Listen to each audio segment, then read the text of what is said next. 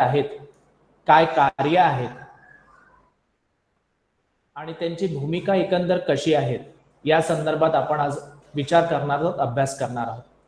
माझी विद्यार्थ्यांना एक विनंती आहे की आज जे आपण मुख्यमंत्र्यांबद्दल अभ्यासणार आहोत ते फक्त वाचायचं आहे किंवा परीक्षेमध्ये विचारलं जाणार आहे म्हणून त्याचा अभ्यास केला पाहिजे असं नाही. तर येणाऱ्या काही काळामध्ये जे आपलं भारतातील राजकारण बदलत चाललेलं आहे, व्यवस्था बदलत चाललेली आहे आणि तुम्ही आता किंबहुना काही लोकांनी काही विद्यार्थ्यांनी मतदान केलं असेल किंवा कोणी मतदानासाठी रजिस्ट्रेशन केलं असेल तर येणाऱ्या काळामध्ये मतदानाचा अधिकार उपयोगात आणताना ह्या सर्व गोष्टी जाणून घेणं, लक्षात ठेवणं अतिशय महत्वाचं आहे. फक्त अभ्यासाच्या दृष्टीने याचा मुख्यमंत्री काय, मुख्यमंत्र्याचे अधिकार काय, मुख्यमंत्र्याची निवड कशा पद्धतीने होते, महाराष्ट्राचे मुख्यमंत्री काय करतात आहेत किंवा इतर राज्यातील मुख्यमंत्री काय करतात आहेत याचा विचार न करता नेमकं भारतीय राज्यघटनेमध्ये मुख्यमंत्र्यांबद्दल काय सांगण्यात आलेलं आहे, त्यांच्या अधिकाराबद्दल काय सांगण्यात आलेलं आहे हे जाणून घेणं अतिशय महत्वाचं आहे. आणि एक मला या ठिकाणी आवर्जून सांगावं लागतं ते असं आहे की या ज्या कोरोनाच्या काळामध्ये देशातील केंद्र सरकारची भूमिका आणि राज्यातील मुख्यमंत्र्यांची भूमिका आणि कार्य हे आपल्याला जवळ वाचता आले आहेत आणि बघता आलेले आहेत. त्यामुळे विद्यार्थी, मला असं वाटतं की विद्यार्थ्यांनी फक्त याला अभ्यासाचा भाग न समजता एक जीवनाचा एक घटक म्हणून की मुख्यमंत्री आपण मतदानाचा उपयोग करणार आहोतच, त्यामुळे आपले उमेदवार कसे असले पाहिजेत आणि खरोखर आपल्या राज्यातील मुख्यमंत्री जनतेप्रती किती जबाबदार आहेत, मुख्यमंत्र्याची भूमिका कशी बदलते आहेत, अधिकार कसे बदलते आहेत या सर्वांचा विचार आपण या ठिकाणी घेणार आहोत. एकंदर जर आपण लक्षात घेतलं तर आपल्या भारतीय राज्यघटनेत जी अतिशय महत्वाची अशी राज्यघटना आपल्या भारतीय राज्यघटना जिला आपण म्हणतो त्या भारतीय राज्यघटनेत आपण संसदीय शासन प्रणालीचा स्वीकार केलेला आहे. आपण थर्ड सेमिस्टरला भारतीय राज्यघटनेची वैशिष्ट्ये याचा अभ्यास त्या ठिकाणी केलेला आहे. तर त्यातील एक महत्वाचं वैशिष्ट्य जी म्हणजे संसदीय शासन पद्धतीचा स्वीकार आपण केलेला आहे. संसदीय शासन पद्धतीचा जर आपण विचार केला तर संसदीय शासन पद्धतीमध्ये एक नाममात्र प्रमुख असतो आणि एक वास्तविक प्रमुख असतो, मग ते केंद्रामध्ये असो किंवा राज्यामध्ये असो. आणि हा जो वास्तविक प्रमुख असतो तो वास्तविक प्रमुख आणि त्याने नेमलेलं मंत्रिमंडळ हे जनतेप्रती जबाबदार असतं. म्हणजे जनतेने जे निवडून दिलेले प्रतिनिधी आहेत ते प्रतिनिधी जनतेप्रती जबाबदार असतात. तर आपण संसदीय शासन प्रणालीचा स्वीकार केलेला आहे आणि संसदीय शासन प्रणालीचा स्वीकार केला असल्यामुळे केंद्र सरकार आणि राज्य सरकार अशा प्रकारची शासन व्यवस्था आपण भारतामध्ये स्वीकारलेली आहे. केंद्र सरकारचा जर आपण विचार केला तर केंद्र सरकारमध्ये राष्ट्रपती, संसद, पंतप्रधान आणि मंत्रिमंडळ अशा प्रकारची रचना त्या ठिकाणी आहे. आणि राज्य सरकारचा जर आपण अभ्यास केला तर राज्य सरकारमध्ये राज्यपाल, मुख्यमंत्री, राज्य विधानमंडळ आणि मुख्यमंत्र्यांचं मंत्रिमंडळ हे एकंदर त्या ठिकाणी अतिशय महत्वाचं असते. म्हणजे जी व्यवस्था आपण केंद्र सरकारमध्ये स्वीकारलेली आहे तीच व्यवस्था आपण राज्य शासनामध्ये किंवा राज्य सरकारमध्ये स्वीकारलेली आहे. फरक फक्त एवढाच असतो की केंद्र सरकारमध्ये पंतप्रधान हा वास्तविक प्रमुख असतो, तर राज्याचा जर आपण विचार केला तर राज्यामध्ये मुख्यमंत्री हा त्या राज्यापर्यंत किंवा राज्यासाठी मर्यादित शासन सत्ता उपयोगात आणणारा आणि त्याचा उपभोग घेणारा एक महत्वाचा घटक असतो. केंद्र सरकारची सत्ता ही संपूर्ण राज्यावर नियंत्रित असते, म्हणजे केंद्र सरकारचं लक्ष संपूर्ण राज्यावर असतं. परंतु त्या राज्य सरकारचा जर विचार आपण केला तर ते राज्य सरकारची सत्ता त्या राज्यापर्यंत मर्यादित असते. म्हणजे एकंदर जर आपण या ठिकाणी विचार केला तर आपण संसदीय शासन पद्धती स्वीकारलेली आहे आणि संसदीय शासन पद्धती स्वीकारलेली असल्यामुळे केंद्राचं वेगळं सरकार आणि राज्याचं वेगळं सरकार ही पद्धती आपण स्वीकारली आहे. परंतु केंद्राचं वेगळं सरकार आणि राज्याचं जरी वेगळं सरकार असलं तरी संपूर्ण सत्ता किंवा संपूर्ण नियंत्रण हे केंद्र सरकारचं आपल्या राज्यावर असतं. कारण पुन्हा सांगायचं झालं तर आपण युनियन ऑफ स्टेट म्हणजे आपल्या भारतीय राज्यघटनेचा जर आपण विचार करायला गेला तर आपल्या भारतीय राज्यघटनेमध्ये युनियन ऑफ स्टेट हा शब्द आहे, म्हणजे राज्याचा संघ. म्हणजे वेगवेगळे राज्य आपली सत्ता अंमलात आणत असतात, परंतु कोणत्याही राज्याला स्वतंत्र अस्तित्व निर्माण करण्याचा अधिकार नाही, तर केंद्र सरकारचं नियंत्रण आपल्या वेगवेगळ्या राज्यांवर असतं आणि त्या त्या राज्यातील जे काही सरकार असेल, जे काही मुख्यमंत्री असेल, ते केंद्राच्या नियंत्रणाखाली आपल्या राज्याचा विकास, आपल्या राज्याची प्रगती, आपल्या राज्याचं संरक्षण आणि आपल्या राज्यातील जनतेच्या कल्याणासाठी कार्य करताना त्या ठिकाणी दिसून येतात. त्यामुळे प्रत्येक राज्याचा मुख्यमंत्री आपल्या राज्याचा विकास कशा प्रकारे होईल, आपल्या राज्यातील जनतेचं कल्याण कशा प्रकारे साधता येईल, आपल्या राज्याच्या व्यापार विषयक म्हणा किंवा राजकीय, सामाजिक, सांस्कृतिक, आर्थिक विकास कशा पद्धतीने होईल, या सर्वांचा विचार करून मुख्यमंत्री आपल्या राज्यातील जनतेप्रती हा जबाबदार घटक असतो. म्हणजे मुख्यमंत्र्यांच्या नेतृत्वामध्ये त्या त्या राज्यातील जे सरकार असतं ते राज्यातील सरकार कार्य करताना आपल्याला दिसून येतं. आणि या महामारीच्या काळात जर आपण विचार केला तर या महामारीच्या काळामध्ये मुख्यमंत्र्याची भूमिका अतिशय महत्वाची ठरलेली आहे. केंद्र सरकारची, पंतप्रधानांची भूमिका तरी महत्वाची असली तरी प्रत्येक राज्याची परिस्थिती ही वेगवेगळ्या स्वरूपाची होती आणि प्रत्येक राज्याची परिस्थिती ही वेगवेगळ्या स्वरूपाची असल्यामुळे प्रत्येक राज्याच्या मुख्यमंत्र्यांनी आणि त्या राज्यातील मंत्रिमंडळातील मंत्र्यांनी कशा प्रकारे निर्णय घेतले, कशा प्रकारे जनतेला समाधान देण्याचं कार्य केलं, हे आपल्याला जवळपास त्यांच्या अध्ययनातून कळेल. आता मुख्यमंत्र्यांचा जर आपण विचार केला तर भारतीय राज्यघटनेच्या कलम 164 नुसार असं म्हटलं गेलेलं आहे की प्रत्येक राज्यासाठी एक मुख्यमंत्री असेल आणि या मुख्यमंत्र्याची नियुक्ती कोण करेल, तर या मुख्यमंत्र्याची नियुक्ती त्या त्या राज्यातील राज्यपाल करतील, असे भारतीय संविधानामध्ये आपल्याला त्या ठिकाणी दिसून येतं. आता मुख्यमंत्र्यांची निवड कशी होते हे जाणून घेणं अतिशय महत्वाचं. आपण अधिकाराचा विचार करूया, परंतु मुख्यमंत्र्याची निवड कशी होते हे जाणून घेणं अतिशय महत्वाचं आहे. प्रत्येक राज्याच्या विधानसभेच्या निवडणुका ठराविक वर्षानंतर होतात. साधारणपणे 5 वर्षानंतर प्रत्येक राज्याच्या विधानसभेच्या निवडणुका होतात. या विधानसभेच्या निवडणुकामध्ये ज्या राजकीय पक्षाला स्पष्ट बहुमत असतं, त्या स्पष्ट बहुमत ज्या राज्यातील राजकीय पक्षाला असतं, त्याचा नेता जो असतो त्याला राज्यपाल मुख्यमंत्री म्हणून त्याची निवड त्या ठिकाणी करत असतात. म्हणजेच मुख्यमंत्री एकंदर जर आपण बघितलं तर मुख्यमंत्री हा जनतेद्वारा निवडलेला असतो. आता जनतेद्वारा निवडलेला असतो तो प्रश्न असा येईल की सर, आम्ही ज्या ज्या उमेदवाराला मतदान करतो तो मुख्यमंत्री होऊ शकतो का? असं नाही. तर मी तुम्हाला सुरुवातीलाच सांगितलं की ज्या राज्यातील विधानसभे निवडणुकीत ज्या राजकीय पक्षाला स्पष्ट बहुमत असतं, त्या पक्षाचा जो नेता असतो त्याची नियुक्ती किंवा निवड आपण म्हणून, नियुक्ती म्हणणार नाही, निवड जो आहे राज्यपाल मुख्यमंत्री पदावर करीत असतात. सुरुवातीच्या काळामध्ये एखादा नेता एखाद्या राजकीय पक्षाकडून जाहीर केला जात नव्हता, परंतु आधुनिक काळात जर आपण, आजच्या काळात जर आपण विचार केला तर आजच्या काळामध्ये निवडणुकीची पद्धती, राजकीय व्यवस्थेमधील पद्धतीमध्ये खूप बदल झालेला आहे. त्यामुळे निवडणुका घोषित करण्यापूर्वीच एक नेता किंवा चेहरा, मुख्यमंत्र्याचा चेहरा जनतेसमोर मांडला जातो, सांगितला जातो आणि त्या माध्यमातून लोकांचं मतदान आपल्याकडे आकर्षित करण्याचा प्रयत्न त्या ठिकाणी होताना दिसून येतो. म्हणजे जो मुख्यमंत्री निवडला जाईल किंवा पक्षाचा नेता निवडला जाईल तो जनतेसाठी अत्यंत प्रिय असो किंवा जनतेचा त्यावर विश्वास असणारा असो, अशा पद्धतीचं चेहरा किंवा अशा पद्धतीचं नेतृत्व जे असते ते जनतेसमोर ठेवण्यात आलेलं असते आणि त्या माध्यमातून प्रत्येक राजकीय पक्ष विधानसभेच्या निवडणुकीमध्ये प्रचार किंवा प्रसार करतो आणि आपल्या राजकीय पक्षाला स्पष्ट बहुमत कशा पद्धतीने मिळेल याचा विचार त्या ठिकाणी करत असतो. तर विधानसभेत ज्या राजकीय पक्षाला स्पष्ट बहुमत मिळत असते त्या राजकीय पक्षाच्या नेत्याला राज्यपाल मुख्यमंत्री म्हणून त्याची निवड त्या ठिकाणी करत असतो. परंतु या ठिकाणी दोन परिस्थिती अतिशय महत्वाच्या असतात.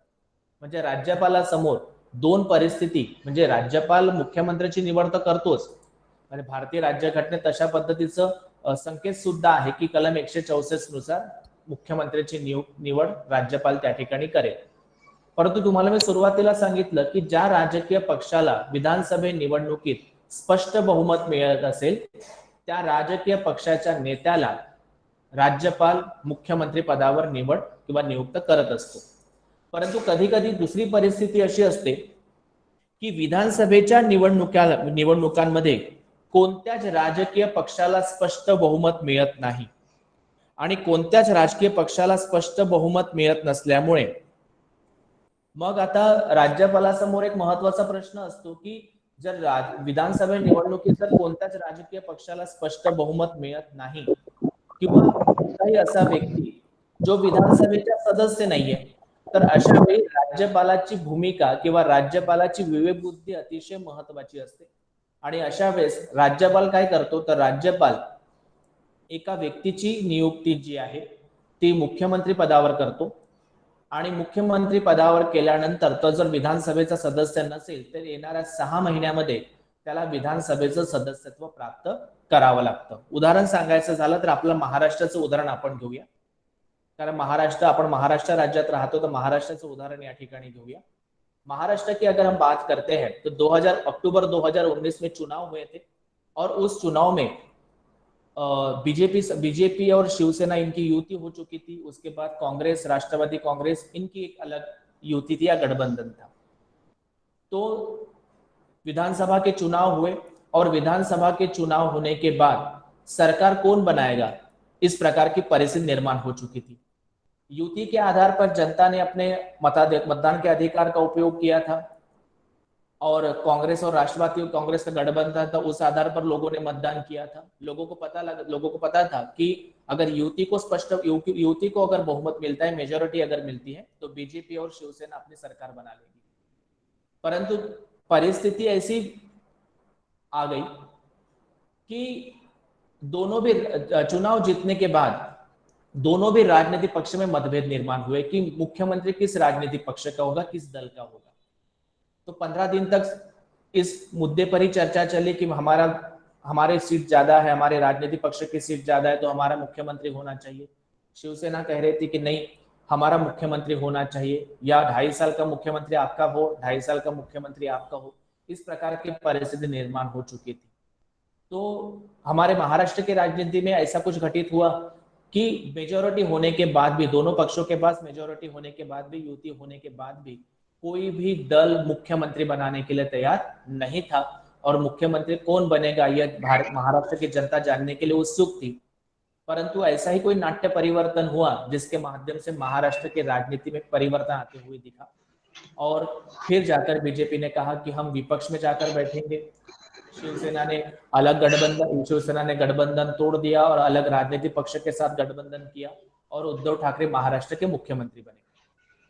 उद्धव ठाकरे जी की अगर हम बात करते तो उद्धव ठाकरे किसी भी विधानसभा के सदस्य नहीं थे.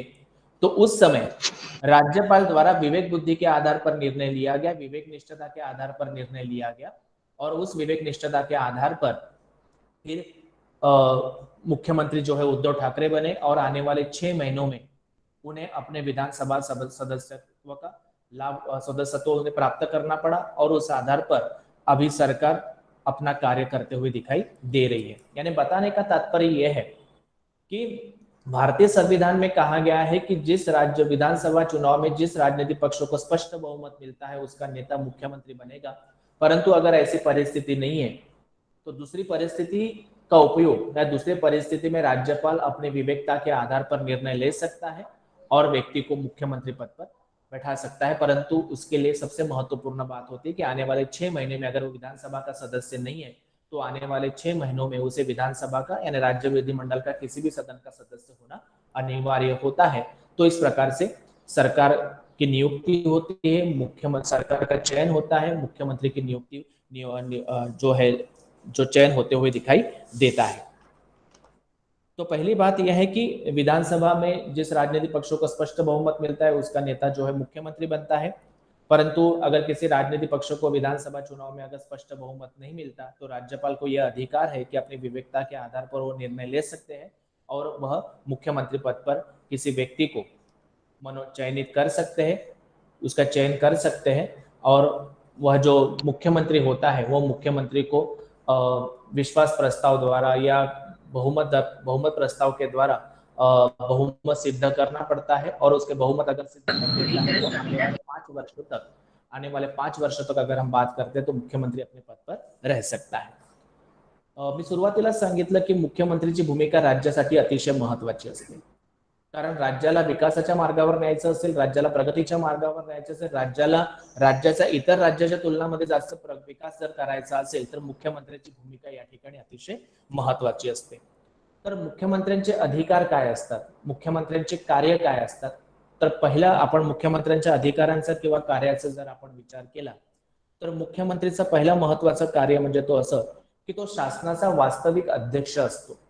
म्हणजे ज्या राज्यामध्ये ज्याचं सरकार, ज्या राजकीय पक्षाचं सरकार स्थापन झालेलं असते आणि मुख्यमंत्री पदावर ज्या व्यक्तीची निवड झालेली असते, मुख्यमंत्री हा त्या सरकारचा वास्तविक अध्यक्ष असतो. म्हणजे सरकारचे जे काही निर्णय घ्यायचे असेल, सरकारला जे काही योजना आखायच्या असतील, सरकारला जे काही त्या राज्यातील सरकारला जे काही कार्य करायचं असेल ते कार्य हे मुख्यमंत्र्याच्या नेतृत्वाखाली, मुख्यमंत्र्याच्या अध्यक्षतेखालीच त्या ठिकाणी करावं लागतं. म्हणजे एकंदर जर आपण लक्षात घेतलं तर मुख्यमंत्री हा त्या राज्याचा वास्तविक शासक असतो. म्हणजे वास्तविकतेत निर्णय घेण्याचा अधिकार मुख्यमंत्री आणि त्याच्या मंत्रिमंडळाला त्या ठिकाणी असतो.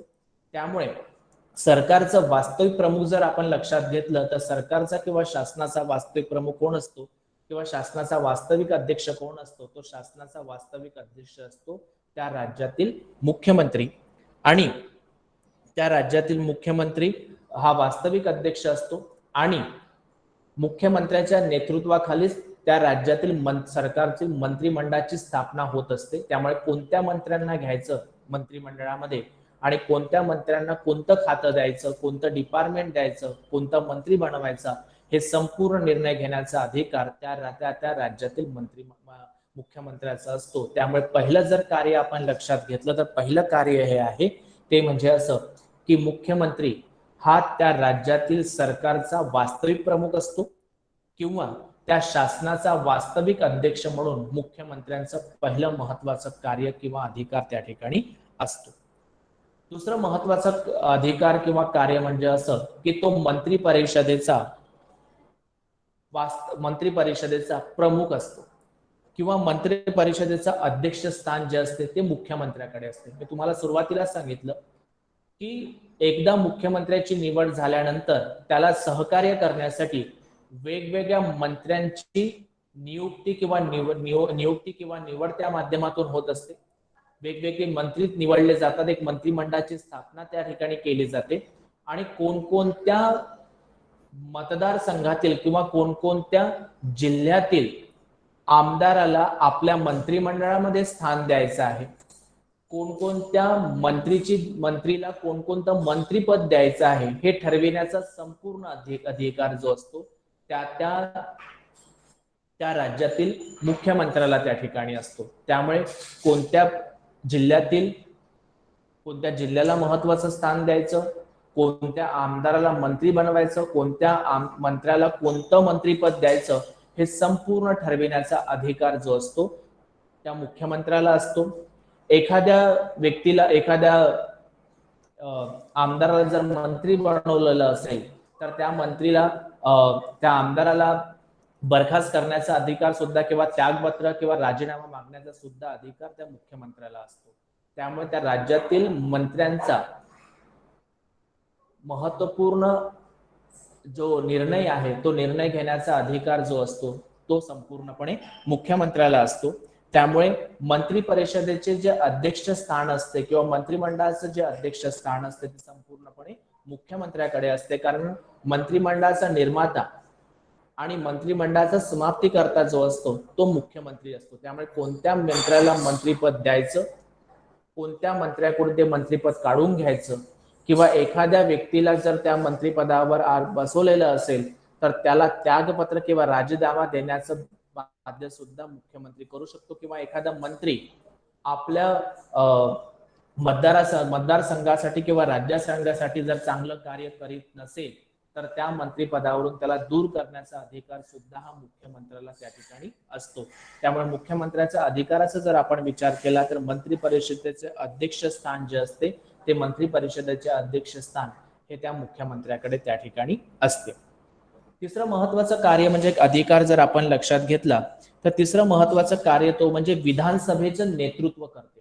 विधानसभेत नेतृत्व करण्याचं काम जे करतात ते मुख्यमंत्री करताना आपल्याला दिसून येतात.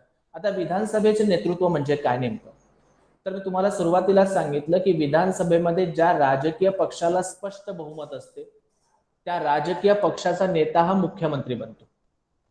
आता विधानसभेमध्ये लक्षात घ्यायचं, विधानसभेचं जर आपण लक्षात घेतलं तर फक्त विधानसभेत सत्ता पक्ष असतो असं नाहीये, तर विधानसभामध्ये सत्ता पक्ष आणि विरोधी पक्ष हे दोन असतात. कारण विरोधी पक्षाशिवाय सरकारला काही महत्व नाही आणि कोणत्याही राज्याचा विरोधी पक्ष हा अतिशय मजबूत असला पाहिजे. कारण विरोधी पक्ष हा सत्ता पक्षावर नियंत्रण ठेवत असतो. म्हणजे एखादा सरकार जर जबाबदारीने कार्य करत नसेल, जनतेच्या हितासाठी जर कार्य करीत नसेल तर त्याला योग्य मार्गावर आणण्याचं कार्य हा विरोधी पक्ष करीत असतो.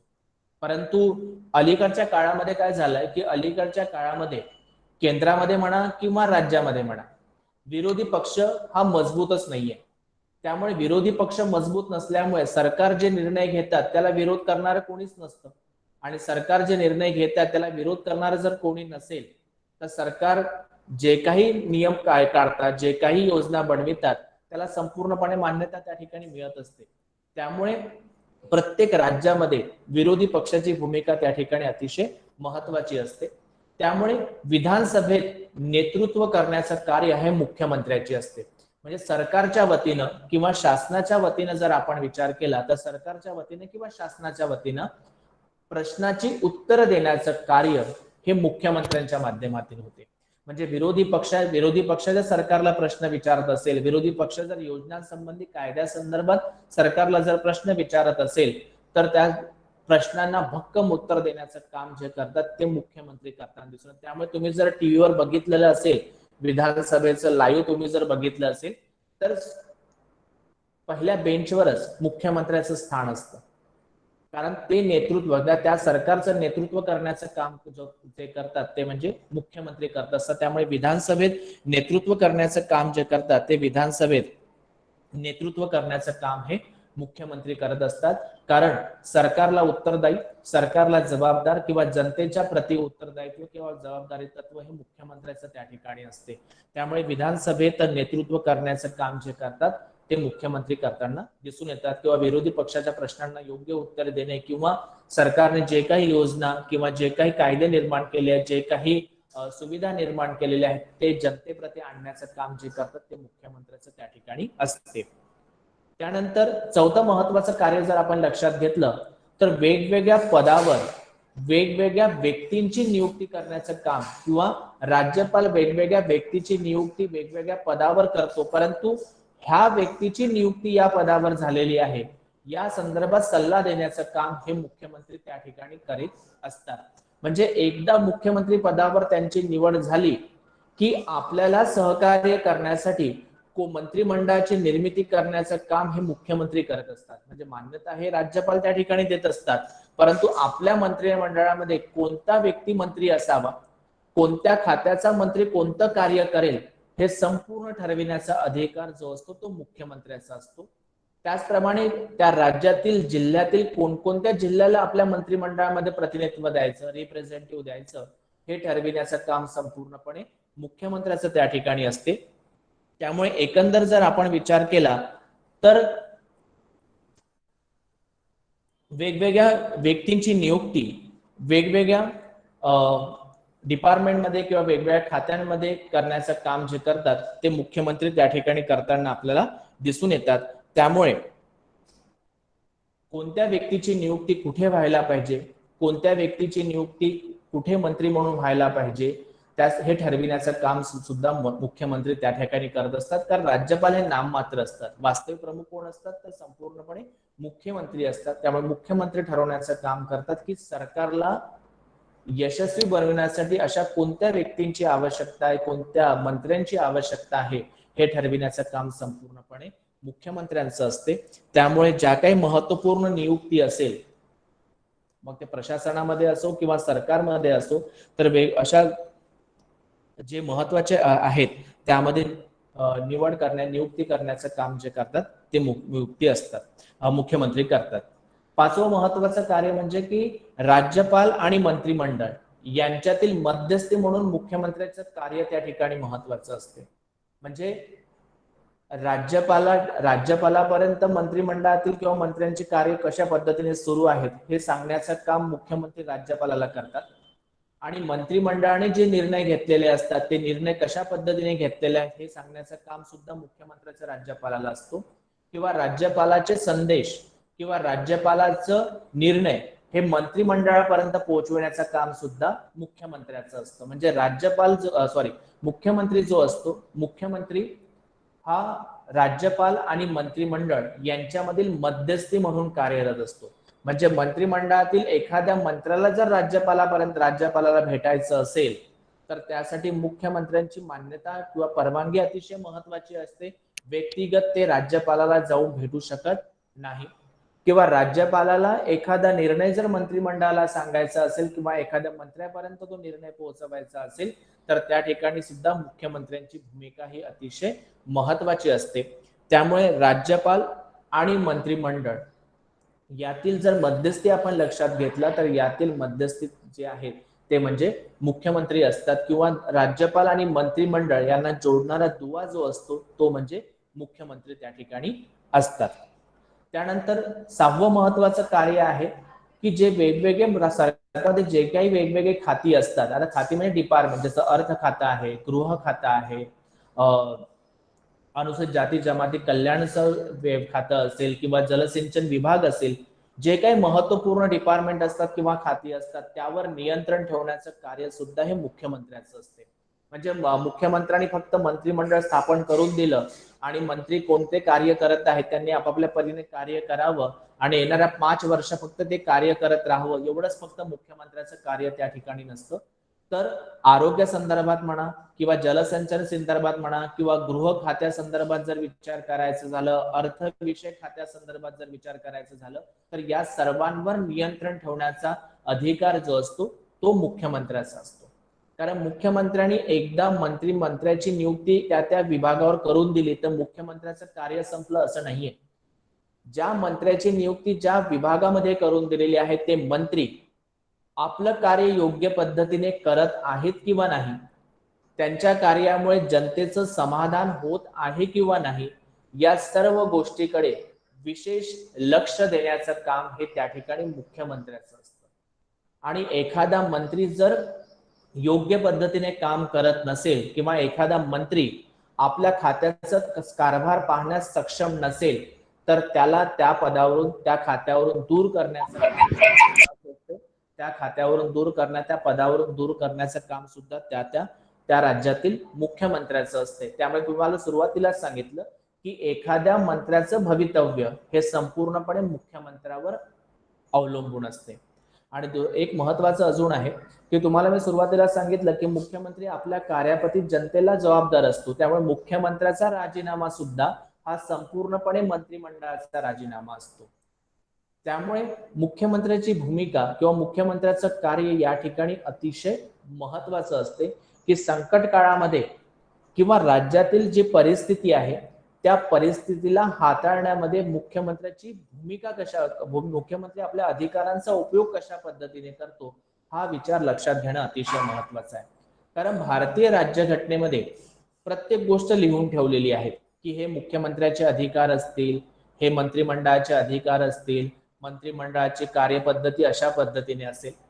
परंतु असे काही प्रसंग राज्यामध्ये येतात, अशा काही घटना राज्यामध्ये घडतात तेव्हा मुख्यमंत्र्याला त्या परिस्थितीनुसार तो निर्णय त्या ठिकाणी घ्यावा लागतो आणि त्यानुसार आपलं सरकार, आपलं शासन जनतेप्रती कशा पद्धतीने जबाबदार आहेत किंवा जनतेच्या कल्याणासाठी कशा पद्धतीने कार्य करत आहे हे जनतेला सांगण्याचं काम हे मुख्यमंत्री त्या माध्यमातून करताना आपल्याला दिसून येतो.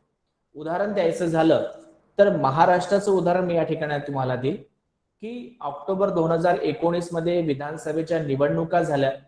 विधानसभेच्या निवडणुका झाल्यानंतर कोणत्या राजकीय पक्षाचा मुख्यमंत्री उमेदवार हा मुख्यमंत्री होईल हे ठरवण्यामध्येच जवळपास 1 महिना त्या ठिकाणी निघून गेला. त्यानंतर नाट्यमयरित्या राज्याच्या राजकारणामध्ये काही घटना अशा घडल्या आणि शेवटी एक राज्याच्या जनतेला एक मुख्यमंत्री त्या ठिकाणी भेटला. परंतु आणि ते कोणतं आघाडी सरकार म्हणजे राष्ट्रवादी काँग्रेस आणि शिवसेना आणि त्याचे जे इतर राजकीय पक्ष असेल त्या राजकीय पक्ष मिळून एक सरकार स्थापन झाला ज्याला आघाडी सरकार आपण म्हणतो, कोलिशन गव्हर्नमेंट आपण म्हणतो. आणि त्यांनी एक निवडलेला नेता जो होता तो मुख्यमंत्री त्या ठिकाणी बनला. जेव्हा कोणत्या राजकीय पक्षाला स्पष्ट बहुमत असते आणि त्याचा नेता जेव्हा मुख्यमंत्री बनतो तेव्हा त्याला निर्णय घेताना कोणतेही प्रॉब्लेम होत नाही. परंतु जेव्हा वेगवेगळे राजकीय पक्ष एकत्र येऊन जेव्हा सरकार स्थापन करतात किंवा शासन स्थापन करतात तेव्हा मुख्यमंत्र्याला निर्णय घेताना आणि मुख्यमंत्र्याला निर्णयांची अंमलबजावणी करताना अतिशय मोठमोठ्या समस्याचा सामना त्या ठिकाणी करावा लागतो. कारण ते एकाच विचारसरणीचे राजकीय पक्ष एकाच विचारसरणीचे नसतात किंवा सरकारमधील जे काही सामील झालेले घटक असतात ते एकाच विचारसरणीचे नसतात. त्यामुळे मुख्यमंत्र्यांनी घेतलेला निर्णय त्या सरकारमध्ये सामील असणाऱ्या किंवा सरकारमध्ये समाविष्ट असणाऱ्या राजकीय पक्षाला मान्य असेल असं होत नाही. त्यामुळे मुख्यमंत्र्याची अधिकार जेव्हा मुख्यमंत्री आपल्या अधिकारांचा उपयोग करतो किंवा मुख्यमंत्री आपल्या अधिकारांचा उपयोग करताना प्रत्यक्षात ती परिस्थिती जेव्हा हाताळतो तेव्हा त्याच्या समोर वेगवेगळ्या समस्या त्या ठिकाणी असतात. आणि महाराष्ट्राचा जर आपण विचार केला तर महाराष्ट्रामध्ये नाट्यमय अशा घटना घडल्यात. मग राज्याला एक मुख्यमंत्री मिळाला आणि लगेच 3 महिन्यानंतर महाराष्ट्रामध्ये एक अशी परिस्थिती निर्माण झाली की ज्या परिस्थितीचा विचार देशातील कोणत्याही राज्याच्या मुख्यमंत्र्यांनी केलेला नसेल. त्यामुळे करोनासारखी परिस्थिती महाराष्ट्र राज्यामध्ये आली आणि अशा वेळेस मुख्यमंत्र्यांची भूमिका काय असेल किंवा मंत्रिमंडळातील मंत्र्यांची भूमिका काय असेल हे आपल्याला चित्र आपल्या डोळ्यासमोर आलं. आणि अशा वेळेस जे भारतीय राज्यघटनेमध्ये अधिकार आणि कार्य लिहून ठेवलेले होते ते अधिकार आणि कार्य लिहून ठेवले त्याच्या पलीकडे जाऊन काही निर्णय काही अधिकारांची अंमलबजावणी ही मुख्यमंत्र्याला त्या ठिकाणी करावी लागली. मी तुम्हाला जे काही 6-7 अधिकार आणि कार्य तुम्हाला ज्या ठिकाणी सांगितले की बहुमत प्राप्त पक्षाचा नेता हा मुख्यमंत्री असतो, शासनाचा वास्तविक अध्यक्ष म्हणून त्याला कार्य त्या ठिकाणी करावं लागते, मंत्री परिषदेचे अध्यक्षस्थान म्हणून त्याला त्या ठिकाणी आपल्या कार्याची अंमलबजावणी त्या ठिकाणी करावं लागते, राज्याच्या विधानसभेमध्ये मुख्यमंत्र्याला नेतृत्व सांभाळावं लागतं किंवा विधानसभेत नेतृत्व त्याला पार पाडावं लागतं. त्याचप्रमाणे राज्याच्या प्रशासनामध्ये किंवा राज्याच्या सरकारामध्ये राज्याच्या शासनामध्ये जे वेगवेगळे व्यक्ती असतात त्यांची नियुक्ती ह्या मुख्यमंत्र्यांच्या सल्ल्यानुसारच त्या ठिकाणी होत असते. किंवा राज्यपाल आणि मंत्रिमंडळातील दुवेचं जर आपण मध्यस्थी म्हणून जर कार्य आपण बघितलं तर ते मुख्यमंत्र्याचं त्या ठिकाणी असते. वेगवेगळे जे मंत्रिमंडळ स्थापन झालेलं असतं मुख्यमंत्र्याच्या नियंत्रणाखाली किंवा मुख्यमंत्र्याच्या नेतृत्वाखाली तर त्या मंत्र्यांवर नियंत्रण ठेवणं त्या विभागावर नियंत्रण ठेवण्याचा कार्य सुद्धा जो असतो तो मुख्यमंत्री त्या ठिकाणी असतो. परंतु राज्यामध्ये अशा काही परिस्थिती आता बदलत आहेत तेव्हा त्यावेळेस मुख्यमंत्र्याची कार्यपद्धती आणि मुख्यमंत्र्याचं नेतृत्व यामध्ये बदल होताना आपल्याला दिसून येत आहे. 7वं महत्वाचं कार्य जर आपण लक्षात घेतलं तर मुख्यमंत्री हा शासनाचा एक प्रवक्ता असतो. म्हणजे शासनाने जे काही निर्णय मंत्रिमंडळामध्ये घेतलेले असेल ते निर्णय जनतेसमोर मांडण्याचं काम जो करत असतो तो मुख्यमंत्रीच करत असतो. म्हणजे कोणत्याही मंत्र्याला खाजगीरित्या ते सरकारने जे काही निर्णय घेतलेले असतात शासनाने जे काही निर्णय घेतलेले असतात ते मुख्यमंत्र्याला जबाबदार राहूनच जनतेला ते सांगायचे असतात. त्यामुळे मुख्यमंत्र्याची महत्वाचं कार्य हे असते की मंत्रिमंडळात जे काही निर्णय झालेले असतात किंवा जे काही निर्णय घेतलेले असतात ते निर्णय शासनाचा एक मुख्य म्हणून त्याला जनतेसमोर आणण्याचं आणि जनतेसमोर मांडण्याचं महत्वाचं कार्य त्या ठिकाणी त्याला करावं लागतं. कारण शासनामध्ये नेमकं काय सुरू आहे, कारण एखाद्या मंत्र्यांनी वेगळंच काहीतरी निर्णय त्या ठिकाणी सांगितला तर शासनामध्ये गडबड सुरू आहे किंवा शासनामध्ये एक वाक्यता नाही अशा प्रकारचे मेसेज जनतेसमोर जाऊ शकतात. त्यामुळे अशा प्रकारचे संदेश किंवा अशा प्रकारचे मेसेज जनतेसमोर जाऊ नये. त्यामुळे मंत्रिमंडळात काय निर्णय घेतलेले आहेत, कशा पद्धतीने घेतलेले आहेत हे सांगण्याचं काम जे केलं जातं ते मुख्यमंत्र्यांच्या माध्यमातूनच त्या ठिकाणी झालेलं आपल्याला दिसून येतात आणि त्या संदर्भात मुख्यमंत्री कार्य करताना आपल्याला दिसून येतो. म्हणजेच राज्याचा जर आपण विचार केला, ज्या प्रकारे केंद्रामध्ये पंतप्रधानांची भूमिका ज्या पद्धतीची असते त्याच प्रकारे राज्यामध्ये सुद्धा मुख्यमंत्र्याची भूमिका त्या ठिकाणी असते. म्हणजे मुख्यमंत्री ज्याला चीफ मिनिस्टर आपण म्हणतो की राज्याचा सरकारचा प्रमुख म्हणून त्याला ही भूमिका त्या ठिकाणी पार पाडावी लागते. म्हणजे सरकारचा प्रमुख ही भूमिका त्याला पार पाडताना वेगवेगळ्या समस्यांचा वेगवेगळ्या प्रसंगाचा सामना त्या ठिकाणी करावा लागतो आणि राज्यघटनेमध्ये जे काही गोष्टी सांगितलेल्या असतील त्या गोष्टीनुसार त्याला ते कार्य त्या ठिकाणी करावं लागतं. मुख्यमंत्र्याला जनतेमध्ये जबाबदारीचं वातावरण त्या ठिकाणी निर्माण करावं लागतं. जे मंत्रिमंडळ आहे त्या मंत्रिमंडळाला मंत्र्यांना सोबत घेऊन चालायचं असते, सरकारला सोबत घेऊन चालायचं असते. जे विरोधी पक्ष असतात त्या विरोधी पक्षांच्या प्रश्नांना उत्तर त्या ठिकाणी द्यावं लागतं, विरोधी पक्षांच्या आरोपावर त्यांना प्रत्युत्तर त्या ठिकाणी द्यावं लागतं. म्हणजे एकंदरच जर आपण विचार केला तर मुख्यमंत्र्याची भूमिका ही अतिशय महत्वाची असते. कारण संकटाच्या काळामध्ये म्हणा किंवा शांततेच्या काळामध्ये म्हणा मुख्यमंत्री कशा पद्धतीने निर्णय घेतात आहेत, कशा पद्धतीने निर्णय घेतील यावर संपूर्णपणे राज्याचा विकास किंवा राज्याची प्रगती पूर्णपणे अवलंबून असते. म्हणजेच प्रत्येक राज्याला विकासाच्या मार्गावर नेण्याचं काम हा त्या राज्यातील मुख्यमंत्री करताना आपल्याला दिसून येतो.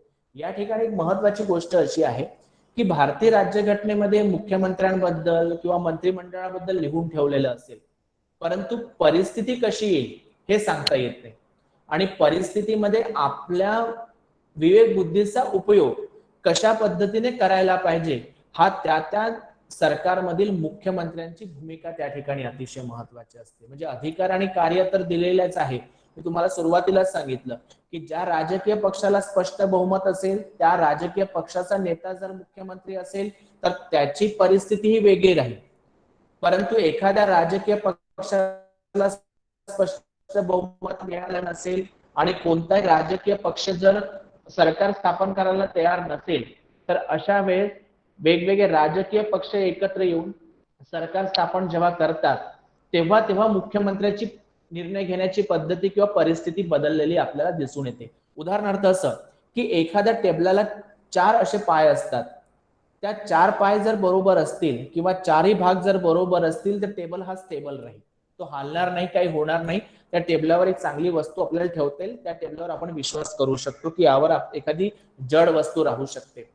परंतु एखाद्या टेबलाचा जर एक पाय जर निकामी झाला असेल किंवा काढून ठेवला असेल तर तो टेबल स्टेबल राहू शकत नाही, तो हालणारच. आणि त्याला जर हालत असेल तर त्यावर एखादी जड वस्तू आपण ठेवू शकत नाही किंवा त्या जड वस्तू आपण प्रमाणात त्या ठिकाणी राहील यावर सुद्धा विश्वास ठेवू शकत नाही. तसंच जी परिस्थिती असते ते स्पष्ट बहुमत असणारा नेता जेव्हा मुख्यमंत्री होतो त्याची परिस्थिती वेगळी असते आणि जेव्हा वेगवेगळे राजकीय पक्ष जेव्हा एकत्र येतात आणि जेव्हा सरकार किंवा शासन स्थापन करतात तेव्हाची परिस्थिती ही वेगवेगळी असते. कारण तेव्हा म्हणजे ज्या राजकीय पक्षाला स्पष्ट बहुमत असते तेव्हा एकाच राजकीय पक्षातील सदस्य, एकाच राजकीय पक्षातील मंत्री त्या सरकारमध्ये असतात. त्यामुळे निर्णय घ्यायच्या वेळेस किंवा अधिकारांचा उपयोग करायच्या वेळेस असे बिकट प्रसंग किंवा पेच प्रसंग त्यांच्या समोर निर्माण होत नाही. पण जेव्हा आघाडीचं सरकार स्थापन होते म्हणजे एकाच राजकीय पक्षात सरकार नसून वेगवेगळे राजकीय पक्ष जेव्हा एकत्र येऊन जेव्हा सरकार स्थापन करतात तेव्हा मुख्यमंत्र्याची अधिकार आणि कार्य जरी राज्यघटनेत सांगितलेली असली तरी त्या अधिकारांचा किंवा कार्यांचा उपयोग करताना मुख्यमंत्र्यांना आपले अधिकार आणि कार्य कशा पद्धतीने उपयोगात आणता येईल, कारण त्या 3 राजकीय पक्षांना किंवा जे काही सरकारमध्ये सामील झालेले राजकीय पक्ष आहेत त्या सर्वांना घेऊन चालावं लागतं, कारण त्या ठिकाणी एकच राजकीय पक्ष नसतो, तर वेगवेगळे राजकीय पक्ष म्हणून सरकारमध्ये सामील झालेले असतात आणि त्या राजकीय पक्षाची विचारसरणी सुद्धा ही वेगवेगळ्या स्वरूपाची असते.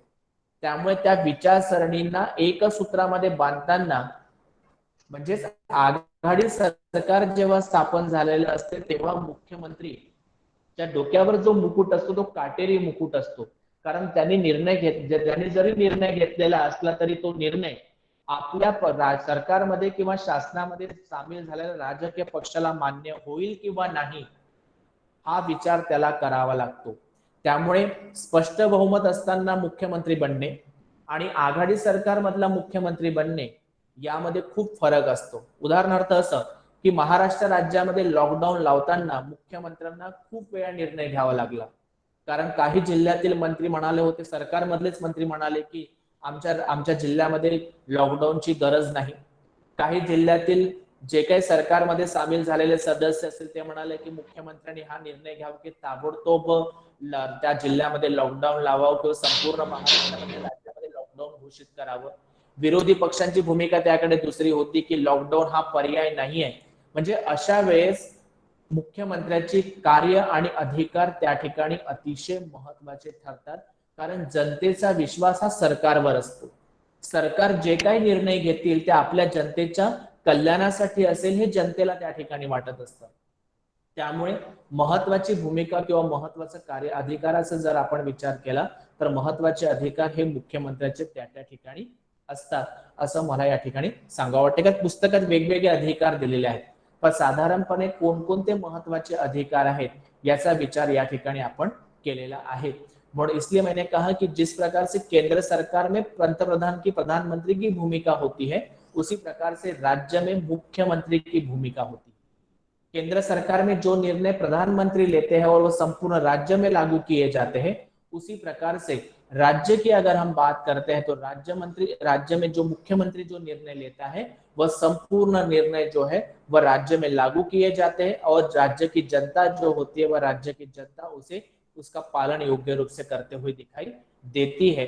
इसलिए मुख्यमंत्री के अधिकार और कार्य इस संदर्भ में मुख्यमंत्री किस प्रकार से निर्णय लेते हैं, किस प्रकार से उसे लागू करते हैं, वह देखना सबसे महत्वपूर्ण होता है, क्योंकि उसे सरकार का संचालन भी करना होता है, विधानसभा में एक नेतृत्व भी करना होता है और जनता के प्रति उत्तरदायित्व का पालन भी उसे करना पड़ता है। इन सभी बातों को ध्यान में रखते हुए मुख्यमंत्री को अपने अधिकार और कार्यों का योग्य रूप से संचालन करना होता है और जो मुख्यमंत्री इन अधिकारों का और कार्यों का योग्य रूप से संचालन करता है, योग्य रूप से उसके कार्य करता है, तो उस राज्य की सरकार जो है आने वाले 5 वर्ष तक अपना कार्य योग्य रूप से करती है और जनता भी उन पर अपना विश्वास बनाए हुए रखती है कि आने वाले 5 वर्षों के बाद अगर चुनाव होता है तो हो सकता है कि पिछले सरकार के मुख्यमंत्री ने किस प्रकार का कार्य किया है, इसके आधार पर मूल्यांकन होकर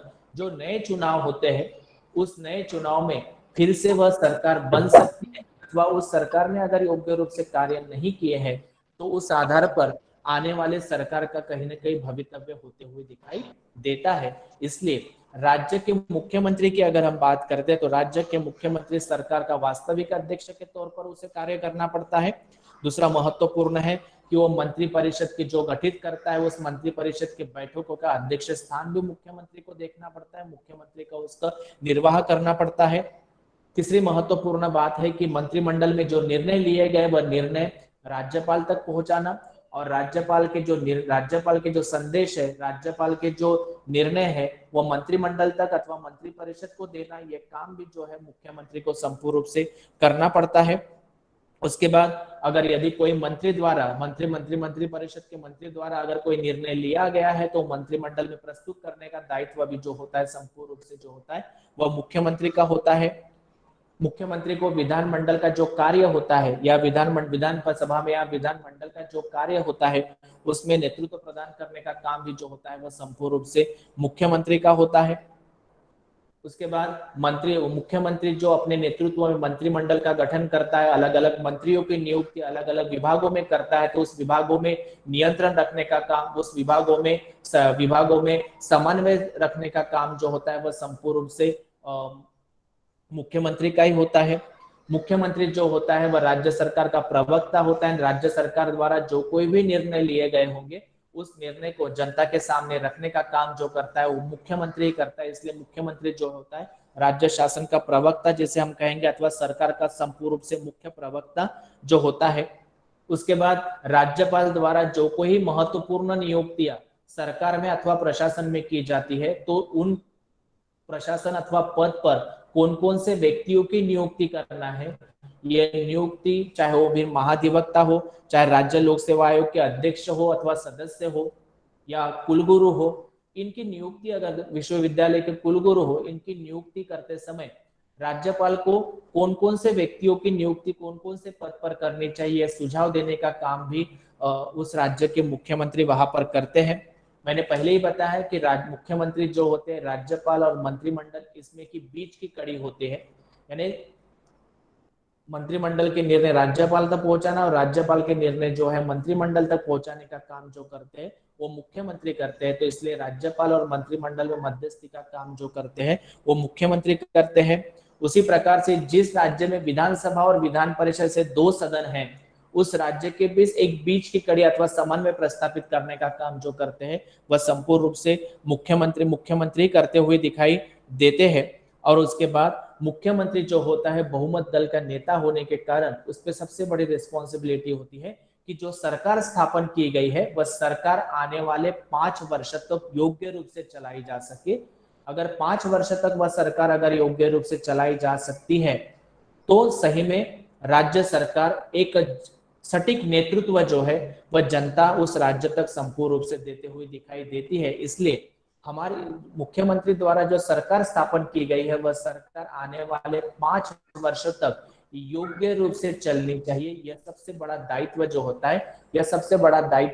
है यह संपूर्ण रूप से मुख्यमंत्री का होता है, क्योंकि वह प्रतिष्ठा का प्रश्न वहां पर होता है कि जिस व्यक्ति की चयन मुख्यमंत्री पद पर हुआ है वह आने वाले 5 वर्ष तक यह सरकार योग्य रूप से चला सके और जनता को एक स्थिर सरकार दे सके, उस राज्य का विकास कर सके, उस राज्य की जनता का कल्याण कर सके, उस राज्य में रहने वाले जो कोई भी गरीब मजदूर है उनका विकास की ओर लेके जा सके, उन्हें राजनीतिक अधिकार प्रदान योग्य रूप से करे, स्वास्थ्य के संदर्भ में योग्य सुविधा प्रदान करने का कार्य करना चाहिए। क्योंकि इस एक साल में देश की अथवा राज्य की स्वास्थ्य संबंधी सुविधाओं का प्रश्न संपूर्ण जनता के सामने आ चुका है। इसलिए राज्य सरकार किस प्रकार से कार्य कर रही है अथवा राज्य सरकार किस प्रकार का कार्य करेगी ये तय करने का काम भी संपूर्ण रूप से मुख्यमंत्री का होता है। यानी साधारण तौर पर अगर देखा जाए तो साधारण तौर पर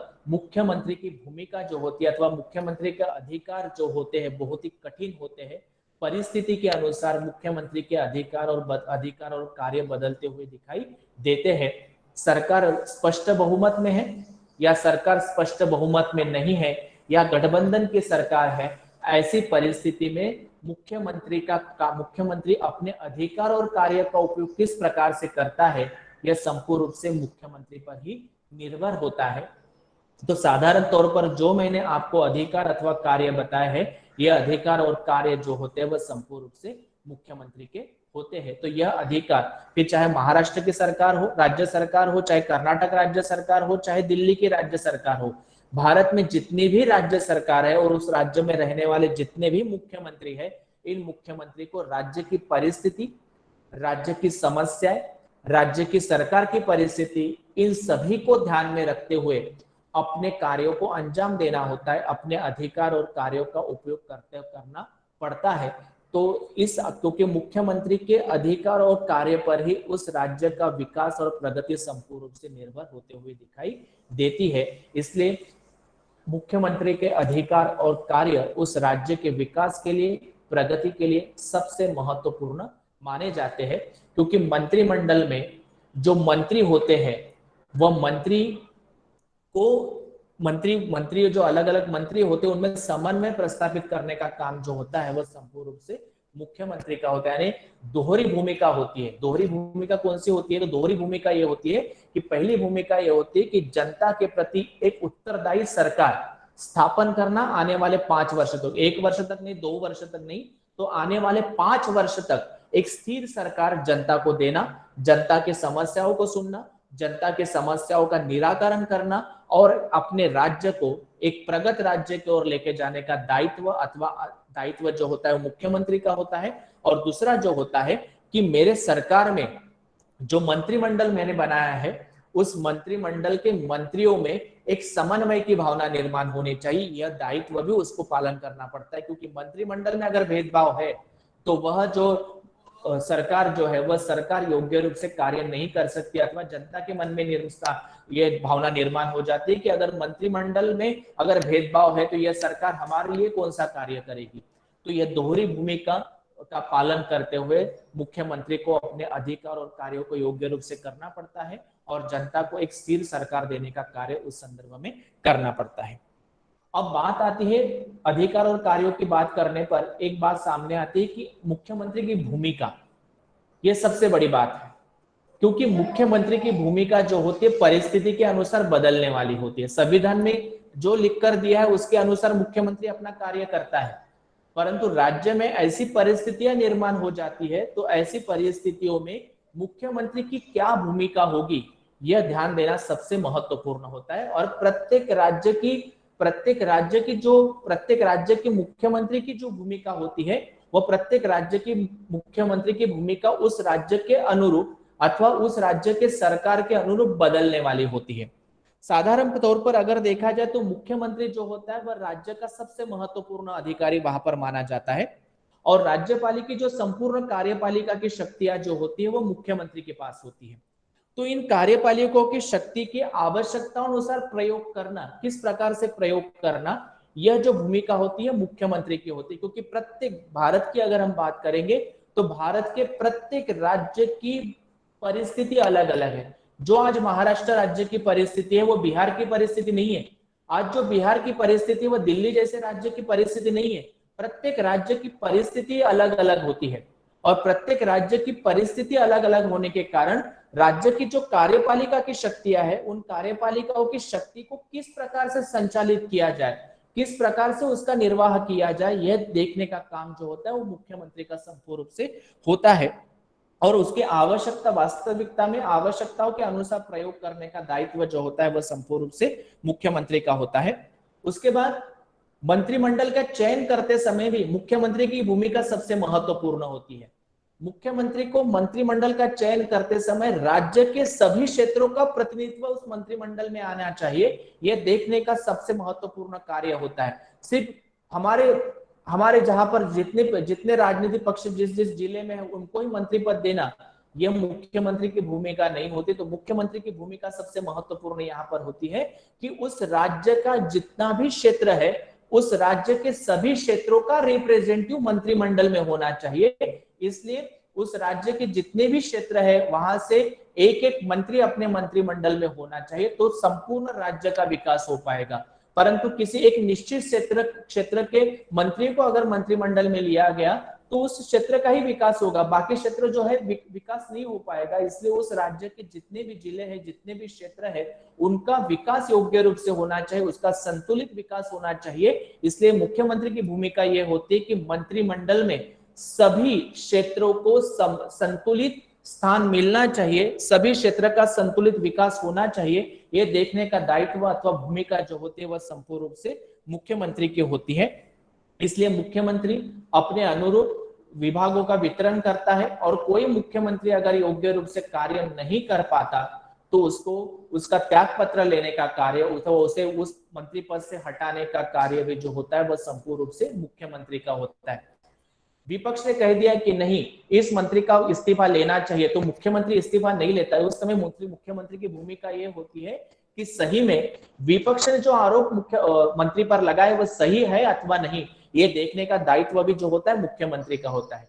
क्योंकि विपक्ष ने कह दिया कि नहीं, ये मंत्री भ्रष्टाचार कर रहा है, ये मंत्री पर यह आरोप है और उसको पद से हटा देना चाहिए, और मुख्यमंत्री ने सुन लिया और मुख्यमंत्री ने उसे पद से हटा दिया, तो सरकार कभी टिक नहीं पाएगी।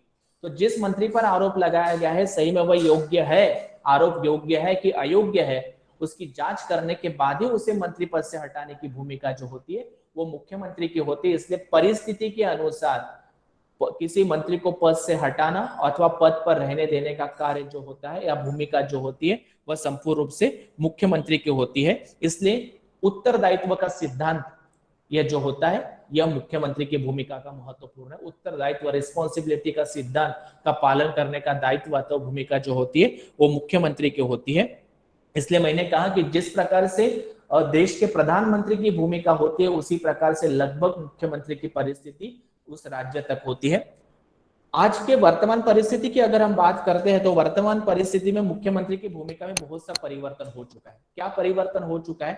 तो साधारण तौर पर अगर देखा जाए कि केंद्र में जिस राजनीतिक पक्ष की सरकार है और वही पक्ष की सरकार अगर उस राज्य में है तो मुख्यमंत्री को अपने कार्यों का संचालन करते हुए कोई समस्या का सामना नहीं कर सकता, क्योंकि केंद्र में जिस राजनीतिक पक्ष की सरकार है और उसी पक्ष की सरकार राज्य में है तो केंद्र का सपोर्ट, केंद्र की सुरक्षा जो है उस सरकार को मिल जाती है।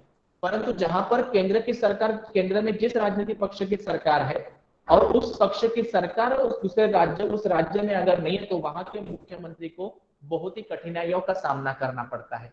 तो उस समय मुख्यमंत्री की जो भूमिका है वो मुख्यमंत्री की भूमिका बदल जाती है, क्योंकि केंद्र सरकार राज्य को उतना सपोर्ट नहीं कर पाती या केंद्र को लगता है कि हमारी सरकार उस राज्य में नहीं है, तो एक दूजा भाव जो है वह संपूर्ण रूप से केंद्र सरकार द्वारा उस राज्य में हो जाता है। और अब ये पेंडेमिक की सिचुएशन जो है अथवा महामारी की जो सिचुएशन आई थी उसमें हमें ये देखने को मिला होगा कि कहीं ना कहीं केंद्र सरकार की अगर हम बात करते हैं तो केंद्र सरकार की भूमिका हमें बदलती हुई दिखाई दे रही है। इसलिए सरकार कैसी है, परिस्थिति कैसी है, इस अनुसार मुख्यमंत्री की भूमिका जो होती है वो बदलने वाली होती है। क्योंकि मुख्यमंत्री को सिर्फ मंत्रिमंडल को साथ में लेकर नहीं चलना पड़ता, मुख्यमंत्री को सिर्फ जनता की समस्याओं का समाधान नहीं ढूंढना पड़ता, तो मुख्यमंत्री को केंद्र की भूमिका को ध्यान में रखते हुए अथवा राज्य की परिस्थिति को ध्यान में रखते हुए अपनी भूमिका का निर्वहन योग्य रूप से करना पड़ता है। और जो मुख्यमंत्री इन सब परिस्थितियों में योग्य ऐसा निर्णय अगर लेता है तो सही में वह मुख्यमंत्री अपने राज्य को प्रगति की ओर लेकर जा सकता है। जिस राज्य में संकटकालीन परिस्थिति होती है उस संकटकालीन परिस्थिति से बाहर निकालने का जो दायित्व होता है वह संपूर्ण रूप से मुख्यमंत्री का होता है। क्योंकि मुख्यमंत्री किस प्रकार से निर्णय लेता है, मुख्यमंत्री अपने अधिकारों का उपयोग किस प्रकार से करता है, उस पर ही उस सरकार की यशस्विता संपूर्ण रूप से निर्भर होती है। लोगों का विश्वास उस सरकार पर और प्रमुख रूप से उस मुख्यमंत्री पर होता है और उस आधार पर सरकार जो है अपना कार्य करते हुए दिखाई देती है। 20-25 सालों पहले की अगर हम मुख्यमंत्री की भूमिका की अगर बात करेंगे और आज के मुख्यमंत्री की भूमिका की अगर हम बात करेंगे तो बहुत परिवर्तन आ चुका है। क्योंकि जो सोशल मीडिया है वो सोशल मीडिया के माध्यम से या सोशल मीडिया में आने वाली खबरों के माध्यम से आज मुख्यमंत्री की कार्य करने की पद्धति में बदलाव आ चुका है। यानी 20-25 साल पहले जो मुख्यमंत्री काम करते होंगे वैसा ही कार्य अगर मुख्यमंत्री द्वारा किया जाना चाहिए, ऐसा अगर हम कहते हैं तो सबसे बड़ी बात यहाँ पर वो होती है कि आज सोशल मीडिया है, लोग सोशल मीडिया से कनेक्ट होते हैं तो उसके माध्यम से एक विचारधारा लोगों की निर्माण हो जाती है कि यह मुख्यमंत्री योग्य कार्य कर रहे हैं अथवा नहीं कर रहे हैं। तो आज सोशल मीडिया जो है जिसके नेटवर्क जो बढ़ रहा है, इसके माध्यम से अगर देखा जाए तो कहीं ना कहीं मुख्यमंत्री के कार्यों पर अथवा अधिकारों पर मर्यादा आते हुए दिखाई देती है। उत्तरदायित्व का पालन करने की मर्यादा उन पर आते हुए दिखाई देती है। मीडिया का जो दबाव मुख्यमंत्री पर होता है उस आधार पर निर्णय लेते हुए भी मुख्यमंत्री की भूमिका सबसे महत्वपूर्ण मानी जाती है। इसलिए आज वर्तमान परिस्थिति की अगर हम बात करते हैं तो आज वर्तमान परिस्थिति में मुख्यमंत्री की जो भूमिका है वह मुख्यमंत्री की भूमिका में संपूर्ण रूप से परिवर्तन आते हुए दिखाई देता है। क्योंकि जो बातें हमारे संविधान में बताई गई है वही बातों को ध्यान में रखते हुए मुख्यमंत्री को राज्य के विकास की ओर लेकर जाना पड़ता है और राज्य का विकास विकास की ओर लेकर जाना, यह मुख्यमंत्री की सबसे बड़ी भूमिका ये होती है। क्योंकि जब तक मुख्यमंत्री पर विधानसभा का विश्वास है तब तक मुख्यमंत्री और उसका मंत्रिमंडल अपने पद पर रहेगा, परंतु विधानसभा का अविश्वास प्रस्ताव अगर मुख्यमंत्री पर पारित हो गया तो उसे इस्तीफा देना पड़ता है। इसलिए मुख्यमंत्री की गरिमा की अगर हम बात करेंगे, सरकार की गरिमा की अगर हम बात करेंगे, तो सबसे बड़ी बात यहाँ पर आते हुए हमें दिखाई देती है। इसलिए हमने आज मुख्यमंत्री की अधिकार और कार्य किताबों में तो दिए गए हैं, आप कौन सी भी इंडियन गवर्नमेंट पॉलिटिक्स की किताब अगर देखेंगे तो मुख्यमंत्री के अधिकार और कार्यों में कोई बदलाव नहीं दिखेगा।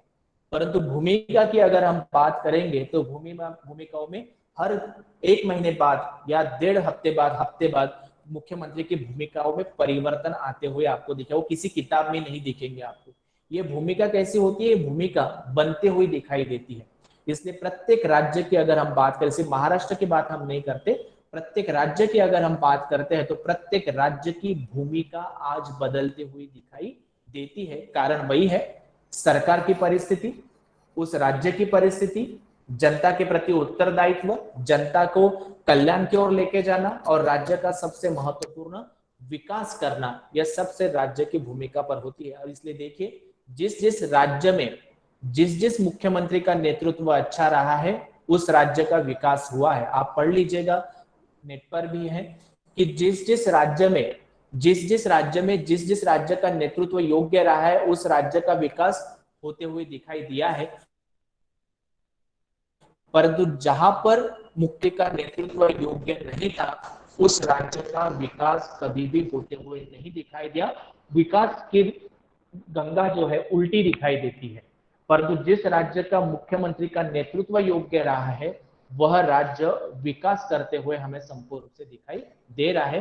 फिर महाराष्ट्र की बात हो, चाहे दिल्ली की बात हो, चाहे गुजरात की बात हो, चाहे बिहार की हो, चाहे कर्नाटक की हो, सबसे महत्वपूर्ण बात यह है कि मुख्यमंत्री का नेतृत्व कैसा है, उसी आधार पर राज्य का विकास, राज्य के जनता का कल्याण, स्वास्थ्य संबंधी सुविधाएं, उसके बाद आर्थिक सुविधाओं की अगर हम बात करेंगे, सामाजिक सुविधाओं की अगर हम बात करेंगे, तो इनमें परिवर्तन आते हुए संपूर्ण रूप से दिखाई देता है। तो आई थिंक मुझे यहाँ पर लगता है, क्योंकि मुख्यमंत्री हम सब ने पढ़ा है, मुख्यमंत्री के बारे में हम सब जानते हैं और मुख्यमंत्री को हम सब पढ़ते भी है, यानी आने वाले सिचुएशन में हमने सभी मुख्यमंत्री के बारे में पढ़ा है, जानने का प्रयत्न किया है। मेरा सिर्फ इतना एक प्रयास था कि वास्तविकता में मुख्यमंत्री के अधिकार और कार्य क्या होते हैं और परिस्थिति के अनुसार मुख्यमंत्री के अधिकार और कार्य किस प्रकार से बदलते जाते हैं, मुख्यमंत्री की भूमिका किस प्रकार से निश्चित होती है और परिस्थिति अनुसार मुख्यमंत्री की भूमिका में परिवर्तन किस प्रकार से होता है, यह बताने का मेरा दायित्व यहाँ पर संपूर्ण रूप से था।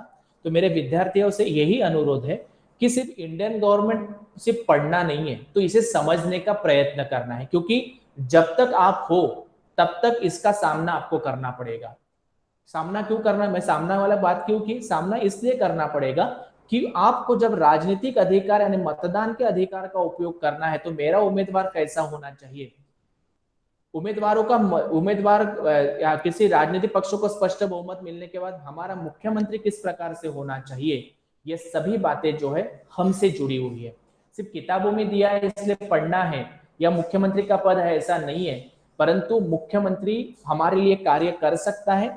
जो सरकार हमने बनाने के लिए मतदान के अधिकार का उपयोग किया, वह सही में सरकार हमारे लिए योग्य कार्य कर रही है अथवा नहीं, यह जानने का संपूर्ण रूप से अधिकार हमें है। इसलिए मुख्यमंत्री के अधिकार पढ़ने से फायदा नहीं है, मुख्यमंत्री की भूमिका पढ़ने से फायदा नहीं है, तो इस पर हमारी ओपिनियन अथवा विचार अथवा मत स्थापित होने चाहिए कि सही में हमने जो सरकार बनाई है वह सरकार अथवा हमारे द्वारा जो चुने गए मुख्यमंत्री है वो हमारे लिए योग्य है अथवा नहीं, अथवा आने वाले विधानसभा के चुनाव में हमें इसे परिवर्तित करना पड़ेगा अथवा इसे हमें सुधारना इसमें करनी पड़ेगी अथवा नहीं, ये सभी बातों को ध्यान में हमें रखना है। इसलिए मुख्यमंत्री का टॉपिक छोटा हो या बड़ा हो कोई प्रॉब्लम नहीं है, परंतु सिर्फ परीक्षा के लिए इसके सवाल हमें पूछे गए और परीक्षा में इसके उत्तर देके हमने 80 मार्क्स लिए, 90 मार्क्स लिए, ये सबसे बड़ी बात नहीं है। तो आने वाले भविष्य में हम जब अपने राजनीतिक अधिकार का उपयोग करेंगे या मतदान के अधिकार का उपयोग करेंगे तो इस मतदान के अधिकार का उपयोग योग्य रूप से होना चाहिए।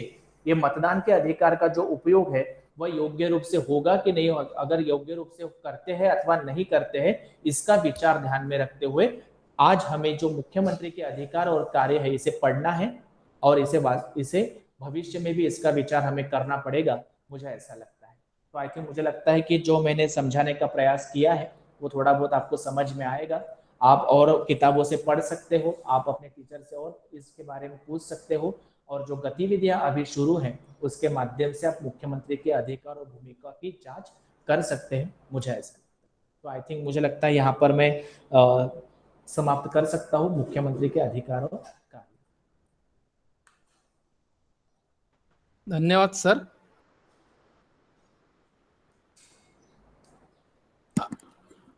Dharampeth arts and commerce college आणि अण्णासाहेब गुंडेवार कॉलेज यांच्या संयुक्त विद्यमानाने आयोजित आज दुसरं पुष्प जे आहे ते आमचे मित्र डॉक्टर अमर बोंद्रे सर यांनी फार छान पद्धतीने मुख्यमंत्र्याचे अधिकार आणि कार्य आपल्या सगळ्यांना समजून सांगितलेले आहेत। निश्चितच यातून आपल्याला सगळ्यांना बोध झालेला असेल आणि त्याचा परीक्षेत देखील आपल्याला फायदा होणार आहे आणि वास्तविक जीवनात देखील त्याचा आपल्याला निश्चित फायदा होणार आहे। त्यामुळे महाविद्यालयाच्या वतीने मी त्यांचे या ठिकाणी आभार व्यक्त करतो।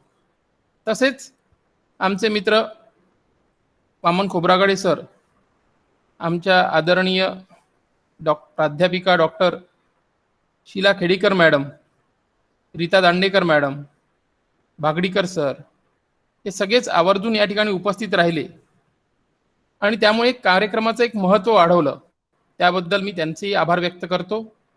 तसेच संपूर्ण विद्यार्थ्यांचं देखील मी या ठिकाणी कौतुक करतो की त्यांनी शेवटपर्यंत उपस्थिती आपली दर्शवली। आणि शेवटी तुम्हाला पुन्हा एकदा सगळ्यांना सूचना देतो की शेवटच्या जे काही आपलं एक पुष्प गुंफणार आहेत, जे कोणते आदरणीय प्राध्यापक गुंफतील, त्याच्यानंतर एक आपण क्वेश्चनर टाकणार आहे। जे काही आता 5 दिवस शिकवलं जाणार आहे त्या संबंधी एक 40 प्रश्न गुगल फॉर्म मध्ये तुम्हाला पाठवले जातील आणि 10 प्रश्न एक फीडबॅक, तुम्हाला कसं वाटलं हा कार्यक्रम, तुमच्या अजून काही अपेक्षा आहेत का, या संबंधी एक 10 प्रश्न राहतील। तो तुम्ही सगळ्यांनी हे केल्यानंतर प्रत्येकाला एक सर्टिफिकेट देखील याचं तुम्हाला प्राप्त होईल। त्या असेच उपस्थिती दर्शवत जा आणि लाभ घ्या। पुनश्च एकदा मी बोंद्रे सरांचं या ठिकाणी आभार व्यक्त करतो आणि हा कार्यक्रम आणि हे जे पुष्प जे आहे हे समाप्त झालं असं जाहीर करतो। धन्यवाद सर। धन्यवाद। थँक्यू।